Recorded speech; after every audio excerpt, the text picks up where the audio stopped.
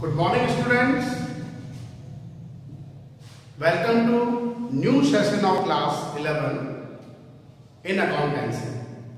Myself Udairaj Singh Chauhan and I am going to teach you accountancy जो आपका main subject है। आगे professional life के लिए भी अपने पास में एक प्रैक्टिकल सब्जेक्ट है, इट इज अकाउंटेंसी। अकाउंटेंसी को पढ़ने से पहले आज की जो वीडियोस में मैं आपको कुछ बातें बता रहा हूं वो एक थ्योरिकल बेस पे बातें होंगी, तो आज इंट्रोडक्शन ही हम करेंगे, ज्यादा डीप में नहीं जाएंगे क्योंकि आपकी फर्स्ट क्लास है तो थोड़ा आप सब्जेक्ट को देखेंगे कि हम जो अकाउंटेंसी पढ़ रहे हैं तो उसका बेस क्या है। हम कोई भी सब्जेक्ट पढ़ते हैं, अकाउंटेंसी आप पढ़ेंगे, जैसे बिजनेस स्टडीज आप पढ़ेंगे, आप इकोनॉमिक्स पढ़ेंगे, आप इंफॉर्मेशन प्रैक्टिस करेंगे, आईपी पढ़ेंगे, आप मैथ्स पढ़ रहे हैं, कोई भी सब्जेक्ट हम पढ़ रहे हैं तो उस सब्जेक्ट को पढ़ने के पीछे हमारा एम क्या है, कुछ ना कुछ तो एम हम लेके चल रहे हैं। ठीक है, आपने 10th पास आउट हो गए आप लोग, वेरी गुड। आपने 11 में एंट्री ली है, ओके। 11 में आके आपके पास 3 स्ट्रीम्स होती है, number 1 commerce, number 2 science and number 3 arts. कोई भी स्ट्रीम जब आप चूज करते हैं तो उस स्ट्रीम को चूज करने का आपका फ्यूचर होता है, आपका करियर होता है कि आप वो स्ट्रीम चूज तो कर रहे हैं लेकिन फ्यूचर, ये नहीं कि ठीक है मेरे दोस्त ने सब्जेक्ट लिया तो सर मैं भी इसलिए ये सब्जेक्ट ले रहा हूं, हम साथ ही रहेंगे। नहीं बेटा, 11th में आने के बाद में आपको अपना करियर के बारे में अभी से सोचना पड़ेगा। You should think your career. आपको अपना करियर सोचना है कि मुझे किस फील्ड में जाना है, आगे मुझे फ्यूचर में क्या करना है। प्रोफेशनली जब मैं आऊंगा तो मुझे डॉक्टर बनना है, इंजीनियर बनना है, कि मुझे चार्टेड अकाउंटेंट बनना है, कि मुझे कंपनी सेक्रेटरी का कोर्स करना है, किसी कॉर्पोरेट फील्ड में जाना है, किसी बैंकिंग फील्ड में जाना है, आईएएस बनना, आरएस बनना। कई अपने पास क्राइटेरियाज होते हैं, उसमें कोई प्रॉब्लम नहीं। बट जो बच्चे कॉमर्स चूज करते हैं, उस सब्जेक्ट को चूज करने का, कॉमर्स स्ट्रीम को चूज करने का आपका कोई ना कोई रीजन तो है। आपने अपना करियर जो बनाया वो किस बेस पे बना रहे हो? आप एक सब्जेक्ट चूज करने के बेस पे आप सब्जेक्ट चूज कर रहे हैं, ओके, बट वो सब्जेक्ट आप किस पे आप चूज कर रहे हैं? अपने करियर के पॉइंट ऑफ व्यू से, ओके। ठीक है, मैं मानता हूं बच्चा साइंस चूज करता है, वेरी गुड, या तो उसको डॉक्टर बनना है या उसको इंजीनियर बनना, ओके। उसको आईआईटी फील्ड में जाना, ओके, इंजीनियरिंग करेगा, डॉक्टर बनेगा, ओके, वेरी गुड। जो बच्चे आर्ट्स सब्जेक्ट लेते हैं उनके पास में क्राइटेरियाज क्या होंगे? आईएएस कर सकते हैं, आरएस कर सकते हैं, आईपीएस कर सकते हैं, ओके। कोई एडमिनिस्ट्रेटिव सर्विस में जा सकते हैं, ओके, हम भी जा सकते हैं। कॉमर्स वाले कोई बड़ी बात नहीं है, उसके लिए आपको कॉम्पिटिशन एग्जाम फाइट करने पड़ेंगे। बट हम कॉमर्स जो चूज कर रहे हैं वो किस बिहाफ पे कर रहे हैं? मैं किसी पर्टिकुलर सब्जेक्ट में अकाउंटेंसी के बारे में आज आपको नहीं बता रहा हूं, मैं आपको बता रहा हूं आपके स्ट्रीम के बारे में कि आपने कॉमर्स को चूज क्यों करा है। क्योंकि आपको आगे करियर बनाना है बैंकिंग फील्ड के अंदर, किसी कॉर्पोरेट फील्ड के अंदर, आपको चार्टेड अकाउंटेंट बनना है, आपको कंपनी सेक्रेटरी करना हो, कि आपको अकाउंटेंट जो है फ्यूचर के अंदर कोई बड़ी कंपनी, मल्टीनेशनल कंपनी को ज्वाइन करना है, कॉर्पोरेट फील्ड में जाना है, आपने इसे कॉमर्स चूज करा है, ओके।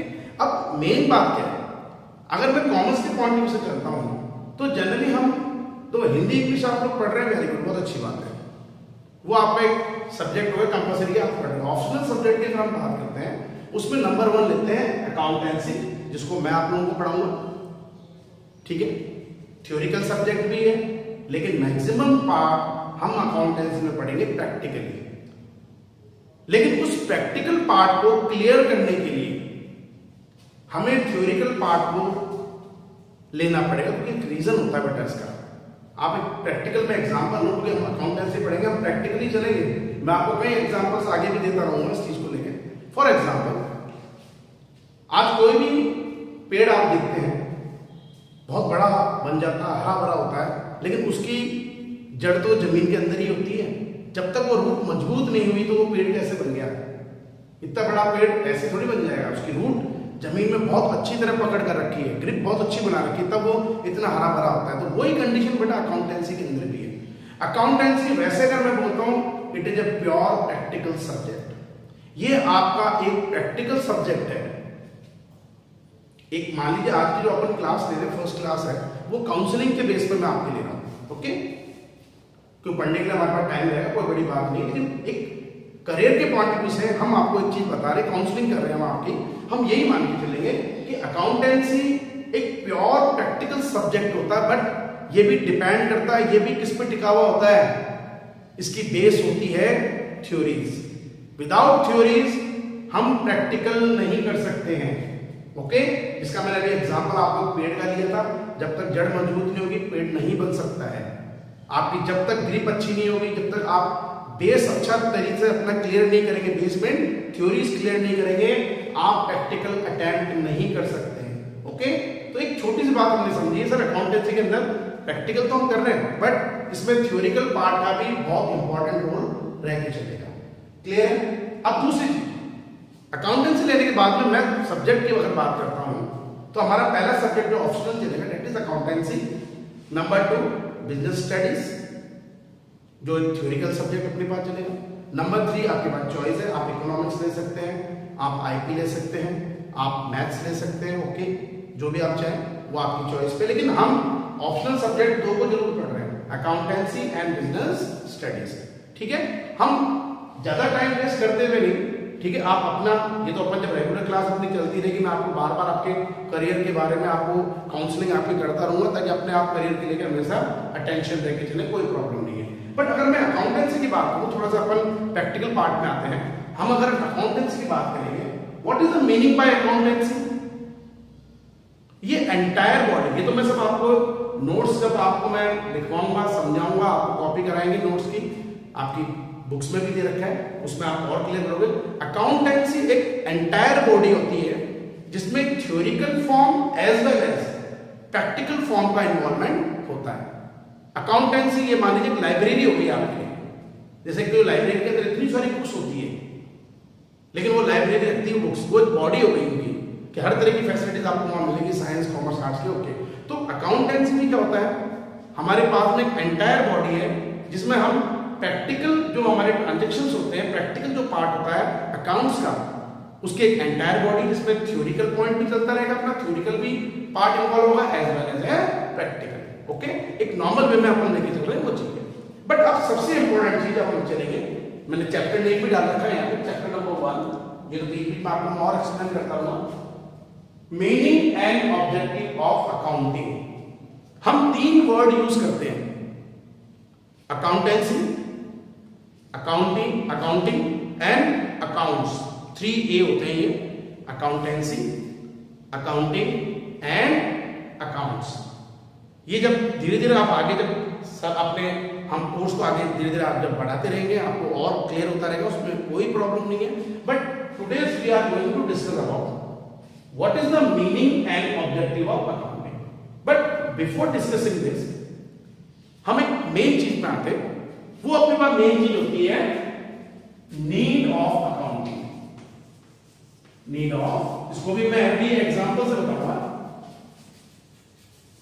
अकाउंटिंग, ओके, नोट्स मैं आपको पीडीएफ फॉर्मेट में सेंड कर दूंगा।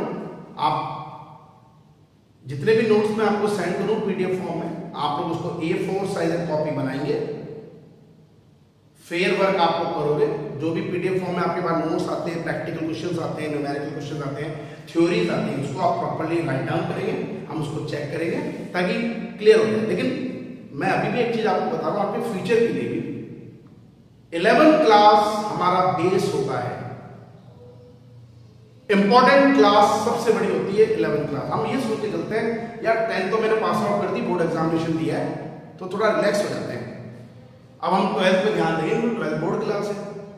बट लेकिन उसके बीच में 11th क्लास क्यों दी है, आपको बोर्ड क्यों नहीं है? क्योंकि 11th क्लास किसी भी करियर के पॉइंट ऑफ व्यू से हमारे पास में एक प्लेटफॉर्म होता है, प्लेटफॉर्म है आपका, उस प्लेटफॉर्म को आप लेके चलोगे। तो 11th क्लास एक कंडीशन क्या होगी हमारे पास में, एक बेस क्लास होती है फ्यूचर करियर को बनाने के लिए। इसलिए 11th क्लास को हम बोर्ड एग्जामिनेशन नहीं मानते, लेकिन आपका पूरा करियर जो टिका हुआ होता है वो 11th क्लास में होता है, क्योंकि यहीं से आपकी स्ट्रीम बनना स्टार्ट होगी। आपने कॉमर्स लिया, साइंस लिया और आर्ट्स लिया, तो हम हमेशा एक बात ध्यान रखेंगे, अगर आपने 11th के अंदर अपनी बेस को अच्छा कर लिया है, आप बेटर रिजल्ट निकाल लेते हो, 11th के आपको बेसिक नॉलेज क्लियर हो गई किसी भी सब्जेक्ट को लेके, तो आगे फ्यूचर के अंदर चाहे 12th हो, चाहे कोई भी कॉलेज करिए, जो प्रोफेशनल आप कोर्स करिए, आप बिल्कुल स्मूथली अपने बिजनेस को चला सकते हैं, बिजनेस अपने करियर को स्मूथली रनिंग में लेके चल सकते हैं। ओके, तो एक चीज को ध्यान दीजिए, बिल्कुल अटेंशन रखना हमें 11th क्लास के लिए। अकाउंटेंसी के अंदर कोई डाउट्स आपके आते हैं प्रैक्टिकल में, बहुत डाउट्स आएंगे, नो प्रॉब्लम एट ऑल, मैं हूं। कोई भी डाउट्स आपके अराइज होते हैं आप मेरे से डिस्कस कीजिए, मुझे कोई प्रॉब्लम नहीं है, चाहे थ्योरिकल फॉर्मेट को लेकर हो चाहे प्रैक्टिकल फॉर्मेट को लेकर हो। तो इस चीज को ध्यान दीजिए। अब हम नॉर्मली चीज मान के चलेंगे, what is the need of accounting. एक नया वर्ड है अकाउंटिंग, वो अभी मैं आपको एक्सप्लेन नहीं करूंगा what is the meaning by accounting, but अभी हम एक चीज मान रहे हैं, सर अकाउंटिंग की नीडेड क्या क्या है, क्या नीड्स होती है, हम अकाउंट्स कर रहे हैं, अकाउंटिंग कर रहे हैं। फॉर एग्जाम्पल मैं आपकी डोमेस्टिक लाइफ का एक एग्जाम्पल में लूँ, एक कंडीशन में मान के चलता हूँ, इन केस आप अपनी डोमेस्टिक लाइफ में होते हैं, और डोमेस्टिक लाइफ के अंदर मेन बात क्या है, हमारी हाउस होल्ड एक्टिविटीज करते हैं, खाना खाना, खेलना, सोना, ओके, टाइम टू टाइम अपनी स्टडीज करना, ये हमारी एक रेगुलर एक्टिविटीज है, जो डोमेस्टिक एक्टिविटीज हम मान के चलते हैं। और उस डोमेस्टिक एक्टिविटीज में हम प्रॉपर्ली किसी चीज को रिकॉर्डिंग नहीं करते हैं। ओके, क्यों? मैं आपसे एक क्वेश्चन पुट अप करूं कि बेटा आपने आज से 5 दिन पहले क्या खाया था, आप नहीं बता सकते। सर आपने 5 दिन पहले बेटा जो है इस टाइम पे क्या किया था, वी डोंट नो, हम नहीं जानते, क्योंकि हमने वो एक्टिविटी कर दी, हमने इसकी प्रॉपर कोई रिकॉर्डिंग नहीं करी, हमने उसकी रिकॉर्डिंग वगैरह नहीं करी। तो अभी हमने बेटा डोमेस्टिक लाइफ को लेकर मैंने आपको चीज पूछी, मैंने आपसे क्वेश्चन पुट अप करा कि बेटा आपने आज से 5 दिन पहले क्या खाया था, आई डोंट नो सर, कोई 5 दिन पुरानी बात थोड़ी याद है।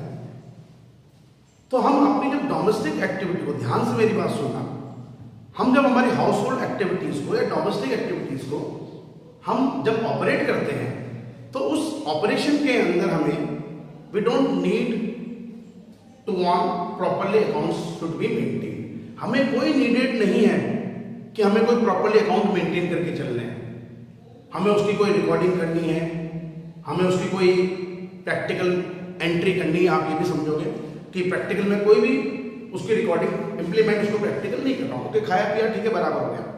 लेकिन हम जब किसी बिजनेस को ऑपरेट करते हैं, क्योंकि नॉर्मली बेटा आप लोग बात समझोगे,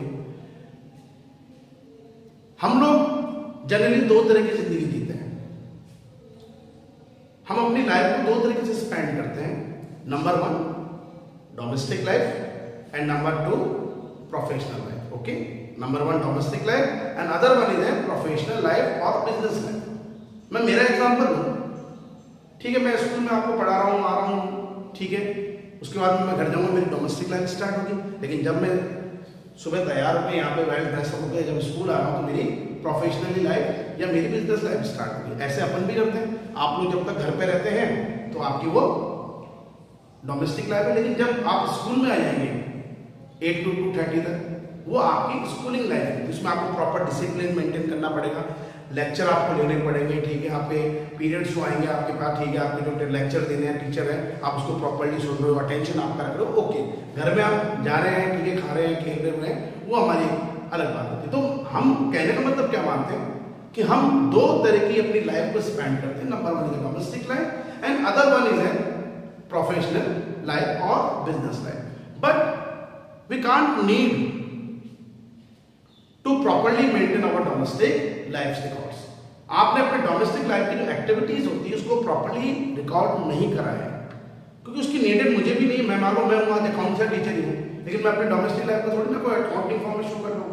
आप लोग भी नहीं करोगे, जितने सी होते हैं, जितने प्रोफेशनल कॉर्पोरेट फील्ड में होते हैं, जितने बड़ा अपने पास MD वगैरह होते हैं, वो अपनी डोमेस्टिक लाइफ को थोड़ी ना कोई रिकॉर्डिंग करते हैं, उसकी कोई प्रॉपरली अकाउंट थोड़ी बनाते हैं। लेकिन जब वो अपनी प्रोफेशनल लाइफ अपनी मेंटेन करते हैं, तो उस प्रोफेशनल लाइफ को मेंटेन करने के लिए उन्हें उन एक्टिविटीज को, प्रोफेशनल एक्टिविटीज को एक प्रॉपरली फॉर्म में रिकॉर्ड करना होता है, और उस प्रॉपरली फॉर्म में रिकॉर्डिंग करने के लिए we are need of accounting.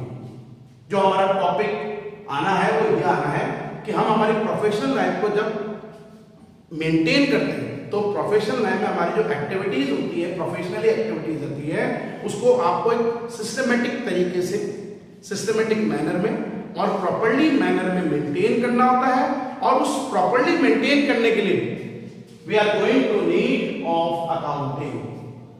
अब मैं इसका कुछ और रीजन बता दूं आपको कि जब मैं प्रोफेशनल लाइफ अपनी मेंटेन कर रहा हूं, तो उसमें मुझे मेन नीड्स क्या क्या है, पॉइंट्स में अपन लेंगे थ्योरिकल फॉर्म में कि हमारी main needs of accounting, needs of accounting अपने पास में क्या क्या है। नंबर 1 सबसे मेन चीज, आज हम कोई भी काम करते हैं हमें उसका एक रिजल्ट चाहिए। ठीक है, आपने आज कोई सब्जेक्ट आपने कॉमर्स चूज करा, क्यों भाई? अब अगर आप मुझे बोलो सर मुझे तो आगे जाके डॉक्टर बनना है, सर मुझे आगे जाके इंजीनियर बनना है, मैं आपको राय नहीं दूंगा कॉमर्स लेने की, क्योंकि कॉमर्स में आप डॉक्टर इंजीनियर नहीं बन सकते, उसके लिए आप जाइए साइंस में, पीसीएम लीजिए, आप इंजीनियर बन जाएंगे, आप पीसीबी करेंगे, बायोलॉजी लेंगे, यू आर ए डॉक्टर, आप डॉक्टर बन जाएंगे। मैं आपको नहीं बोलूंगा अगर आपका एम आगे फ्यूचर में बेटा करियर आपको डॉक्टरी में बनाना है या इंजीनियर में, तो मैं बोलूंगा बेटा मेरी क्लास में आपकी रिक्वायरमेंट मुझे नहीं है, बिकॉज आप अपना करियर स्पॉइल कर दो बेटा, क्योंकि आपको डॉक्टर बनना तो कॉमर्स सेक्शन में आप क्या करोगे बेटा, साइंस में जाएंगे। तो कहने का मतलब मेरा क्या होगा कि हम जब कॉमर्स सब्जेक्ट ले रहे हैं तो आपका भी तो एक एम है, आपकी तो एक कंडीशन होगी, आपने एक रीजन क्या है आपका कॉमर्स लेने का, सर मुझे आगे जाके सीए बनना है, सर मुझे आगे जाके सीएस करना है, सर मुझे आगे जाके एमबीए करना है, सर मुझे आगे जाके जो है किसी कॉर्पोरेट फील्ड के अंदर एमडी बनना है, सर मुझे बैंकिंग फील्ड में जाना है। ठीक है, ओके, तो मैं आपको बोलूंगा वेरी गुड बेटा, मेरी क्लास में आप लोग बैठिए और अच्छी तरह से आप स्टडी करेंगे तो आगे बहुत अच्छी बात है, अपने गोल को अचीव कर जाओगे। बट कंडीशन क्या होगी, जो मैंने अभी बोला है, हम हमारी डोमेस्टिक लाइफ को दोबारा लें। What is the main intent for eating? आप खाना खा रहे हो, फूड, आपने खाना क्यों खाया है भाई? टाइम पास करने के लिए थोड़ी खाना खा रहे हैं भाई, हमें हमारा पेट भरना है, हमें भूख लगी थी इसलिए हमने खाना खाया, भूख लगेगी जब भी खाना खाएंगे, भूख नहीं लगी खाना क्यों खाएंगे? हमें प्यास लगी हमने पानी पिया, तो जब मुझे प्यास लगी तो मैंने पानी पी लिया, तो नीड्स हुई तो मैंने उसको फिल कर लिया। ठीक है, आप स्कूल में क्यों आ रहे हो? सर हमको करियर बनाना है। ठीक है ना, तो ऐसे ही हम क्या मान के चलेंगे, जब आप कोई प्रैक्टिकल फॉर्म में कोई बिजनेस को ऑपरेट करते हैं तो उस ऑपरेट करने में हमारी नीड ऑफ अकाउंटिंग क्या क्या होती है? सबसे मेन बात, आज कोई भी बिजनेस करा जाता है, आपको अच्छी तरह पता है, आप में से कई बच्चे बिजनेसमैन भी होंगे, फादर वगैरह पेरेंट्स वगैरह बिजनेसमैन है, आपको अच्छी तरह पता है। ओके, जनरली मैं ये मान के चलूंगा कि जब मैं कोई बिजनेस को ऑपरेट करता हूं तो आई वांट रिजल्ट, मुझे एक रिजल्ट चाहिए। आपने साल भर टाइम पर मेहनत करी, आपने पूरे अच्छी तरह से स्टडी करी, सब कुछ है, एंड में आपका बोर्ड एग्जामिनेशन हुआ, आपका रिजल्ट क्लियर हो गया, you got 95% mark, you got 96% mark, तो आपकी मेहनत सफल हो गई, आपका एक रिजल्ट आ गया कि आप फर्स्ट डिवीजन पास हो रहे हो, आप सेकंड डिवीजन पास हो रहे हो। ओके, तो यही चीज अपना अगर मैं बिजनेस के पॉइंट ऑफ व्यू चलूंगा तो कैसे होगा कि जब मैं साल भर में हमारे बिजनेस को ड्यूरिंग द ईयर जब मैं अपने बिजनेस को ऑपरेट करता हूं तो I want result eight the end of the year, मुझे इसका एक रिजल्ट चाहिए। वो रिजल्ट होता है that is it is a profit और लॉस, या तो मुझे बिजनेस में प्रॉफिट होगा या मुझे लॉस होगा, क्योंकि बिजनेस एक रिस्क होती है, अनसर्टेनिटी बनी रहती है, तो मैं प्रॉफिट भी अर्न कर सकता हूं और मेरे डिसीजंस गलत हो गए तो आई इनकम फ्रॉम लॉस, मुझे लॉस भी हो सकते हैं। ठीक है, लेकिन मुझे रिजल्ट तो निकालना था, तो रिजल्ट मेरा क्या निकल के आया, that is profit and loss. तो सबसे पहला जो मेरा अकाउंटिंग की जो नीड्स होती है वो ये होती है टू फाइंड आउट प्रॉफिट, आप इसको गेन भी बोल सकते हो, गेन, और लॉस ड्यूरिंग द ईयर या eight the end of the year. Clear? ये सब चीजें मैं आपको बेटा नोट्स में अवेलेबल करा दूंगा, कोई दिक्कत नहीं है। अभी आप थ्योरिकल, आज पहली क्लास अपन ले रहे हैं तो मैं थ्योरिकल बात बता रहा हूं आपको, उसके बाद में आपको मैं नोट्स दे दूंगा, आप उसको प्रॉपर्ली नोट डाउन करिए, और जब भी मैं आपको स्टडी कराऊं, ऑनलाइन क्लासेस जितनी चलेगी, आप बिल्कुल अपनी नोट्स कॉपी को अटेंशन लेके बिल्कुल डेकोरम बना के स्टडी करनी है बेटा आपको, क्योंकि 11th क्लास तो मजाक नहीं है, it is a base, root है आपका करियर का रूट यही है बेटा। तो बिल्कुल डेकोरम क्लास मेंटेन करते हुए विदाउट डिस्टर्बिंग हम बिल्कुल क्लास में डेकोरम बना के रख के चलेंगे। सर आपने बताया हमें, ठीक है, समझ में आया तो बहुत अच्छी बात है, सर नहीं आया तो मैं हूं आपके लिए, आपकी कोई भी क्यूरीज वगैरह होती है, कोई भी डाउट्स वगैरह होती है, आप मेरे से डिस्कस करिए, मैं आपके लिए 24 आवर में आपके लिए अवेलेबल हूं। ओके, तो सबसे पहली नीड मेरी क्या हुई अकाउंटिंग की, टू फाइंड आउट या टू असरटेन प्रॉफिट और loss at the end of the year या रफली कैलकुलेशन में ड्यूरिंग द ईयर। ठीक है, आप हर महीने 2 महीने में भी अपना एक रफली रिजल्ट निकाल देते थे, स्कूल वाले भी अपने करते हैं आपके, कि आपके सीधे फाइनल एग्जाम नहीं होते हैं, उससे पहले आपके यूनिट टेस्ट भी होते हैं, आपके हाफ ईयरली भी होते हैं, टीचर्स आपके क्लास टेस्ट वगैरह भी लेते हैं। वो क्यों लेते हैं? आपको इवेल्यूएट करने के लिए कि भाई ये टॉपिक आपके समझ में आ रहा है कि नहीं आ रहा है, फाइनल रिजल्ट तो आपको बाद में मिलेगा, एनुअल एग्जाम अपने बाद में होंगे। तो ऐसे हम भी जब कोई बिल्कुल सिमिलर लेके अपने डोमेस्टिक लाइफ को थोड़ा सा सिमिलर लेके चलो बिजनेस लाइफ से, कि हम अपनी बिजनेस लाइफ में भी एक रफली जो है इवैल्यूएट कर सकते हैं हर महीने 2 महीने में कि हमें अब कितना प्रॉफिट है, कितना लॉस हो रहा है, हम जितना प्रॉफिट चाह रहे थे उतना हो रहा है कि नहीं, भाई क्यों नहीं हो रहा। हमने रीजन डिस्कवर कर लिए और हमने उस रीजन को खत्म ही कर दिया। तो अगर आपने अपनी एरर्स को ठीक कर लिया यू गॉट अ प्रॉफिट, ठीक है ना। तो ये चीज इवैल्यूएशन में करती है। तो फाइनली हम क्या मान रहे हैं, टू फाइंड आउट, पहला need of accounting to find out profit और loss at the end of the year और ड्यूरिंग द ईयर। नंबर 2, सबसे मेन बात, आज में हम कोई भी बिजनेस को ऑपरेट करते हैं, ओके, विदाउट कैपिटल हम बिजनेस स्टार्ट नहीं कर सकते। एक नॉर्मल वर्ड आपके आगे काम आता रहेगा, मैं आपको टर्म्स भी बताऊंगा लेकिन आगे की बात हो, that is capital. What is the meaning by capital? Capital is an invested amount to starting any business, कि किसी भी बिजनेस को स्टार्ट करने के लिए जब आप एक सर्टेन अमाउंट इंट्रोड्यूस करेंगे, sorry, that is known as capital. तो हमें रिजल्ट चाहिए। हम जब बिजनेस ऑपरेट कर रहे हैं तो हम एक चीज ये मान के चलेंगे कि हमने बिजनेस जब स्टार्ट करा था, हमने कितनी कैपिटल इन्वेस्ट करके अपना बिजनेस स्टार्ट करा, 1 लाख, 1 लाख रुपीज, 2 लाख रुपीज, 3 लाख, एक्सपाइटेड जो भी आप लेके चलेंगे। But and of the year उस कैपिटल का, उस इन्वेस्टेड अमाउंट का मुझे क्या रिजल्ट मिलेगा, ये भी मुझे किससे पता लगेगा? अकाउंटिंग प्रोसेस होता है, वो अपन आगे डिस्कस करेंगे। धीरे धीरे आपके जब क्लासेस चलेगी आपको और क्लियर हो जाएगा। एक क्लास में आपको सारी चीजें बताएंगे। सेकंड नीडेड, तो सेकंड नीडेड क्या होगी अकाउंटिंग की? How much capital is invested in the business in the beginning of the year and how much capital should be got by us or a businessman at the end of the year, कि मैंने कितनी capital लगाई थी और अब मेरी capital कितनी होगी। इसको इवैल्यूएट करने के लिए, एनालिसिस करने के लिए, समराइजिंग करने के लिए we want needs of accounting. Number 3 and final, third point, how much amount are liable to pay and to whom they owns to। इसका मतलब क्या हो गया अपने पास में, एक मैं नॉर्मल वे में बताऊं। आज हम कोई भी बिजनेस ऑपरेट करते हैं, कई तरह की एक्टिविटीज ऑपरेट होती है जिनको अपन बोलते हैं ट्रांजैक्शंस। वो आगे मैं आपको बेसिक टर्म्स से बताऊंगा, उसको क्लियर कराएंगे, इसके अपन डेफिनेशन कर लेंगे। Transactions, what is the meaning by transaction? All kinds of business activities which will be performed in, which will be explained in a monetary value। monetary value मतलब पैसे के अंदर, रुपीस, साइन होता है रुपीस, आपको पता है। करेंसी वगैरह आप देखते हो हिंदुस्तानी करेंसी में रुपीस 100, रुपीस 200, तो रुपीस का साइन। तो बिजनेस जब हम कर रहे हैं तो हमारी एक मॉनेटरी टर्म्स आती है, सारा बिजनेस हमारा मॉनेटरी पे चलेगा। मॉनेटरी वैल्यू को हम डिनोट करते हैं रुपीस साइन से। तो हम यही मान के चलेंगे जब हमने कोई बिजनेस ऑपरेट करा तो उस बिजनेस में, बिजनेस एक्टिविटी को ऑपरेट करने के लिए हमने किसको कितना पेमेंट करना, हम कितने लायबल हैं किसको पेमेंट करने के लिए, हमारी रिस्पॉन्सिबिलिटीज क्या है, मुझे किसको पेमेंट करना है और मुझे कितना पैसा किससे लेना है। तो उस रिसीविंग अमाउंट को और उस गिविंग अमाउंट को, बोरोइंग अमाउंट को और रिसीविंग अमाउंट को फाइंड आउट करने के लिए we are going to need of accounting. हमें अकाउंटिंग की रिक्वायरमेंट बनेगी। ओके, तो आज की क्लास में हम इतना ही करेंगे, ज्यादा नहीं, क्योंकि एक ही क्लास में आपको सारा नहीं पता जाएगा, धीरे धीरे धीरे। लेकिन फाइनली मैं एक ही चीज आपको कहूंगा बेटा, जब भी आप 11th क्लास पढ़ रहे हैं तो रूट आपको 11th क्लास ही माननी है। आपको मेहनत जो करनी है वो 11th क्लास के पॉइंट ऑफ व्यू से करनी है। सारी थ्योरीज आपको यही क्लियर कर लेनी है। अकाउंटेंसी प्योर प्रैक्टिकल सब्जेक्ट जरूर है, बट ये डिपेंड करता है थ्योरीज के ऊपर। 80% अपन प्रैक्टिकल पार्ट पे चल रहे हैं, 20% हम थ्योरिकल पार्ट पे चल रहे हैं, बट 80% को अटेम्प्ट करने के लिए हम 20% को अपनी मजबूत बना के चलेंगे, स्ट्रॉन्ग बना के चलेंगे।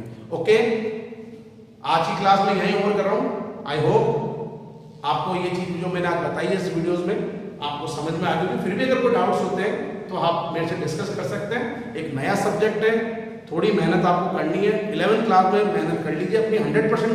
मैं बोलता हूँ 11th क्लास को दे दीजिए। मैं आपको उसका एग्जाम्पल बता सकता हूँ, जब ऑफलाइन अपनी क्लास स्कूल रेगुलर आ जाएगी, जो अभी क्लास 12th में हमारे आरबीसी में बच्चे, मैं कई एग्जाम्पल आपको दे सकता हूँ। वो बच्चे इतने स्ट्रांग है अकाउंटेंसी के अंदर कि अब उनको 12th में कोई प्रॉब्लम फेस नहीं होगी और वो बहुत अच्छे मार्क्स इस तरह लेके आएंगे और उसी को उन्हीं से आप इंस्पायर होकर अपने मार्क्स पे अचीव कर लीजिए। Thank you and good bye.